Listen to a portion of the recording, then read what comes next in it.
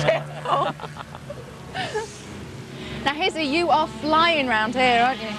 Yeah, things are going good so far. You know, I've basically not done a lot of testing this year, and it's nice to come here, some decent weather, and we've just been trying everything, you know, all the new parts for this year's bikes.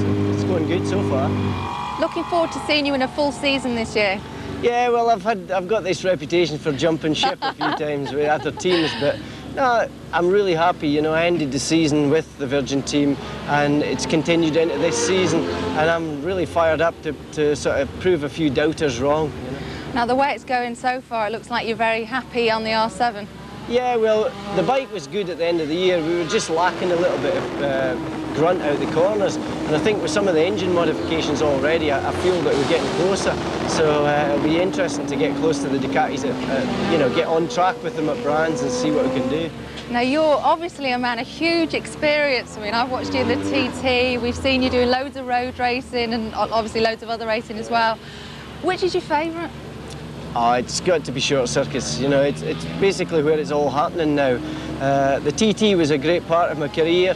It was a bit of a stepping stone up, you know, up the ladder. I was involved with Honda, and my TT wins meant a lot. But, you know, I live in Ireland now, and don't get me wrong, the road racing's still great, and you can't stop people doing it. But I personally think it's dying off a little, and this short circuit championship now is where it's all happening. And it's just, for me, I basically started on the roads, unlike a lot of riders. I basically did the Manx and then worked on the short circuits. So for me, working at this, it's where it's at. You know, it's where I'm happiest. Well, it's certainly where it's at this year, the British Superbike. It's going to be fantastic. Now, you have got obviously a huge fan base. That must be real help to you. Yeah, I mean, there's a lot of people through the sort of bad times over the last couple of years come up and give me as much support as possible. And, you know, I have a hell of a lot of people out there rooting for me, and I just want to really go for it this year. And I'm in the right environment, and I'm really happy with the bike. And, you know, if testing's anything to go by so far, it looks like I'll be on pace and up front. What are the rumours like? Because I believe that you could diversify into a new career. Hairdressing, is it? Or? Yeah, there's not a lot up top right enough, and most of this early season, Rob keeps saying, oh, you should shave your head to look really evil. And just before I headed out here the other night, I got the old dog clippers out and gave myself a #1, so... Go on, let's have a quick look then. There we are, fantastic. Not a lot left. Izzy, best of luck. Thanks very much. I don't know how to start with you two. Two Neils, what do you call each other? It begins with a C, doesn't it? Chap. Yeah. Mate, most of the time. Are we old Neil and young Neil, or are we dad and son? Well, I'm old and he's young. So it's going to have to be that, isn't it? Yeah. What does Colin Wright, your team manager, call you? Oh, begins with a C as well. Yeah. Certainly not allowed to say that on television. New bike for you, Neil. How's it running for you? Yeah, really good. I mean, it's a completely new experience for me riding the Ducati. I've never really ridden anything like it before. So it is a fair bit different, but I've got a team with good information, a year under the belt running factory Ducatis. Neil's been with the team obviously last year, so there's a lot of information that can come from him. So far it's been probably as good as I expected. Young Neil, you were on for winning World Championship races just 2 years ago. You almost did it at Hockenheim. You come back to British Championship racing. It was probably as tough as you expected it to be. Is this your year?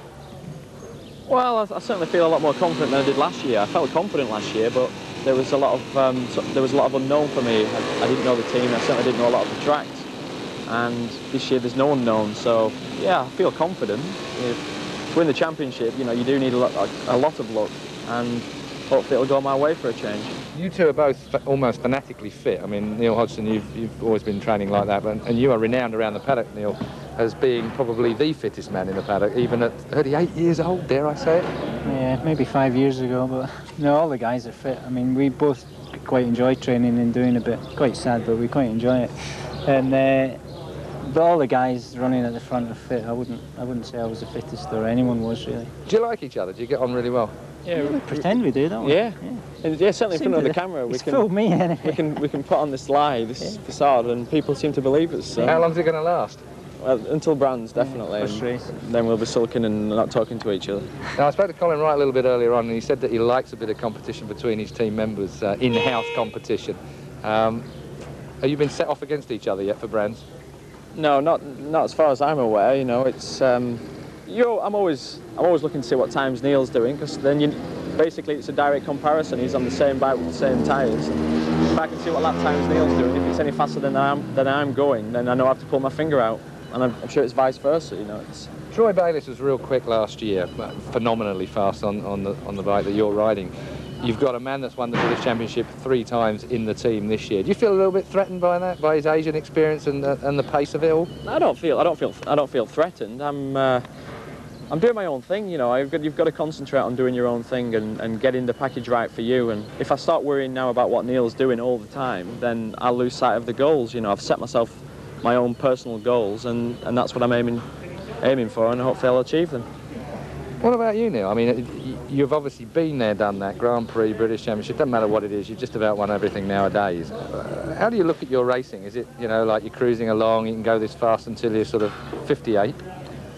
No, I mean, I think you need to be totally dedicated, and I'm still up for trying to win the championship again. And the right team behind me helps that motivation. But I don't know how long it'll go on. I mean, I love riding and racing as much as I've ever done. So I just play it sort of race by race and year by year. Are you paid on results or age? I hope it's not paid. age. You get paid. So what's going to happen at Brands for you two? 1-2. Same. 2-1.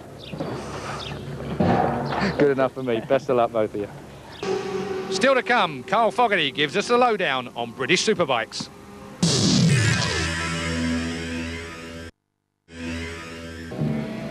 If you think there's a lot at stake on the racetrack, you overlooked the battle of the team managers. They are the good, the bad, and the cosmetically challenged.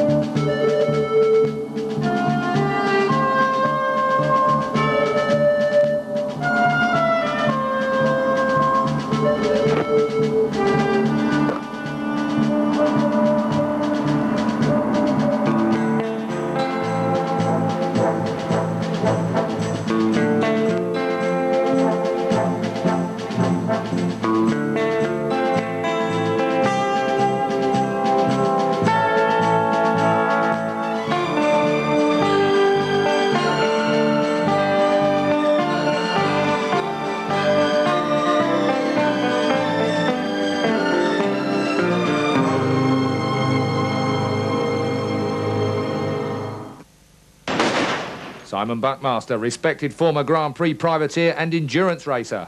Don't be fooled by his boyish looks. He lost his leg in a race skirmish and has proved he's tough. Simon, I'm sure you thought racing was hard enough, but team management? Well, actually, you know, it's obviously it's different in a lot of ways, but there's a lot of job satisfaction, you know, just like riding the bikes was, really. You served your apprenticeship at Suzuki. That all went pretty well, then moved on into Kawasaki. How'd you find it at Kawasaki? Really good, obviously, instead of sort of being assistant, when you become the manager, obviously you've got the ultimate responsibility. But we had a good year last year, you know, it went down to the wire. I think it'd be tough to be even better this year. You know more than most the risks as far as injury and you know, personal tragedy is concerned in racing. Does that make you nervous as a manager? Do you really feel it personally when your guys are out there on the track? It's completely different to when you're riding. You know, I sort of, in a way, as you know, you never think it's going to happen to your team, to yourself, etc. But it does. It does. In the years I've been involved on sort of in the management area, I've been very lucky, and we've never sort of had any problems like that. Are you a little bit detached from the riders? Do you keep yourself at arm's length from them so you can make impartial decisions? No, like last year when we had Chris Walker, we worked quite closely together, him and his chief mechanic, and this year the team's working really well. We've got 2 new riders, you know, Steve Plater, Peter Goddard. They work very well together, you know, they swap bikes and we all talk together and everything's gelling well. Out of the managers' club, of which, you know, I mean, you've known most of the other managers for a long period of time, is there a competition amongst the managers, or are they all sort of gunning for each other? Is there an ego situation amongst the managers' club? You'd have to ask the others. I would say not. I mean, I think it's the same. You know,